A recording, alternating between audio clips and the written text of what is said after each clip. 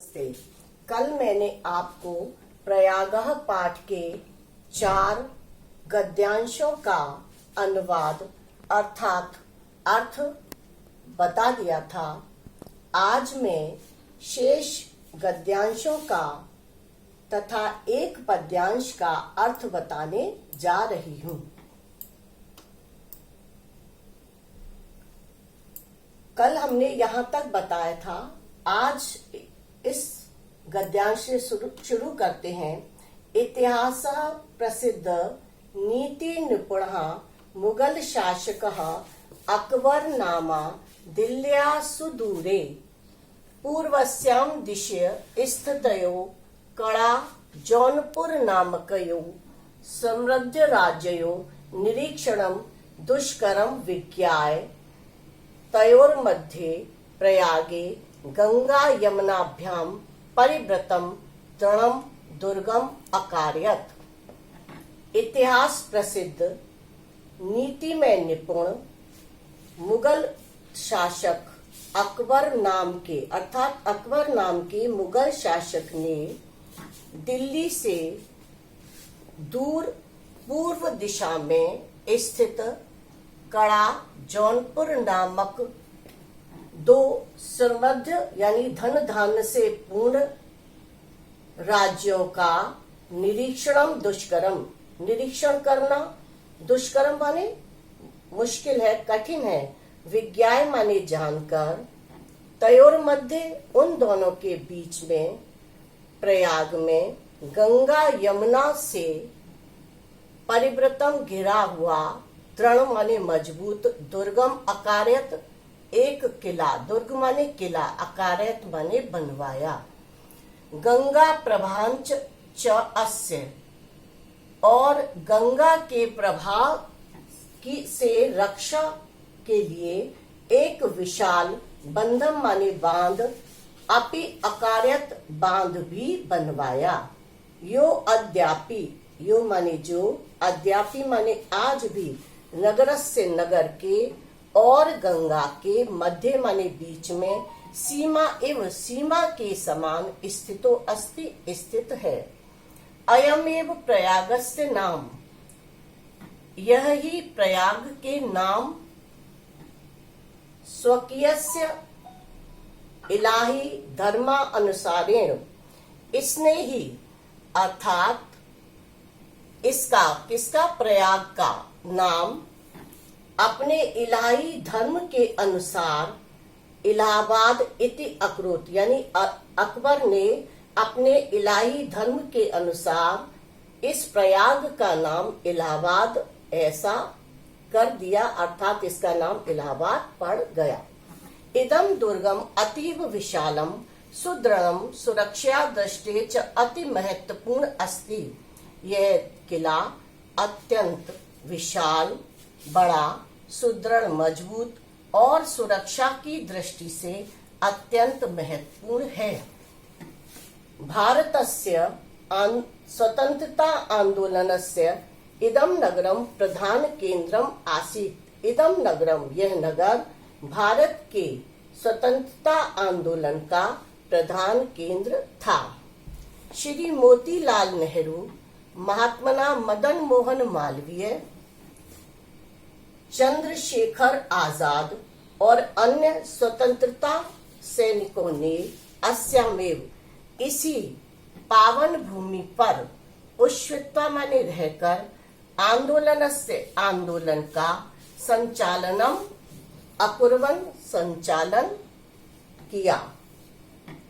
राष्ट्रनायकस्य पंडित जवाहरलालस्य, राष्ट्रनायक पंडित जवाहरलाल के इयम, यह क्रीड़ा स्थली, कर्म भूमिश्च और कर्म भूमि है। यहाँ पर पंडित जवाहरलाल नेहरू ने यहाँ पर बहुत सारे कार्य किए और क्रीड़ा स्थली यहाँ पर ही उनका जो भी कार्य करते थे, खेल कूद सब यहाँ पर ही हुआ, क्योंकि ये इनका जन्म स्थान है। राष्ट्रभाषा हिंदी प्रचारे संलग्न हिंदी साहित्य सम्मेलनम अत्र स्थितम। राष्ट्रभाषा हिंदी के प्रचार में संलग्न माने लगा हुआ हिंदी साहित्य सम्मेलन यहाँ पर ही स्थित है।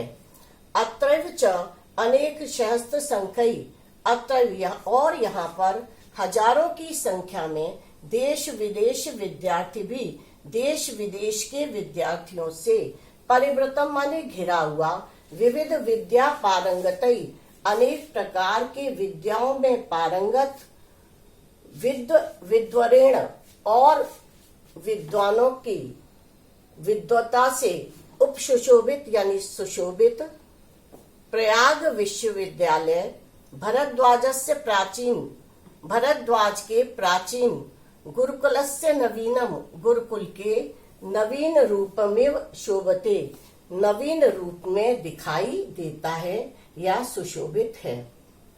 अर्थात जिस प्रकार भरद्वाज के आश्रम में उत्तम कोटि की पढ़ाई होती थी, उसी प्रकार आज ये प्रयाग विश्वविद्यालय उसी प्रकार की अपनी विद्या का प्रचार प्रसार कर रहा है। स्वतंत्रे अस्मिन् भारते प्रत्येकं नागरिकाणां न्याय प्राप्ते अधिकार घोषणामेव अकुर्वन् उच्च न्यायालय अस्य नगरस्य प्रतिष्ठा वर्धयति।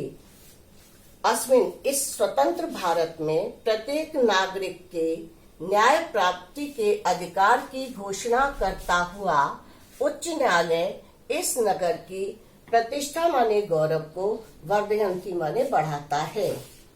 एवं गंगा यमुना सरस्वती नाम, एवं इस प्रकार गंगा यमुना और सरस्वती के पवित्र संगम पर स्थित भारतीय संस्कृति के यह केंद्र च महिमान वर्णन और इसकी महिमा का वर्णन महाकवि कालिदास ने सत्यमेव अकथयत सत्य ही कहा था।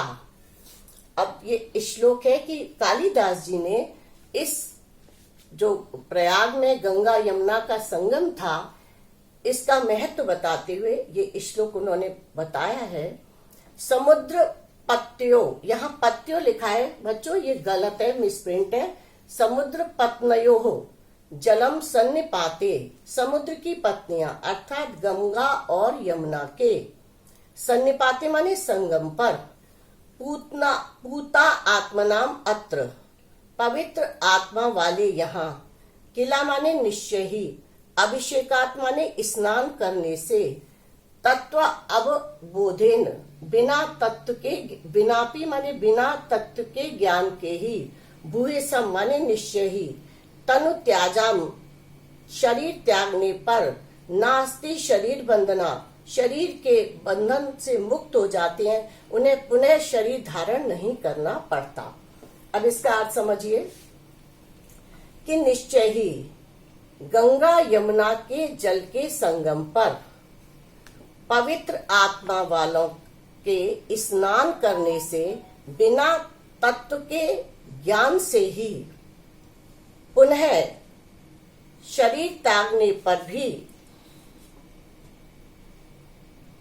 आपको पुनः शरीर नहीं मिलता, यानी आप शरीर के बंधन से मुक्त हो जाते हैं। कब?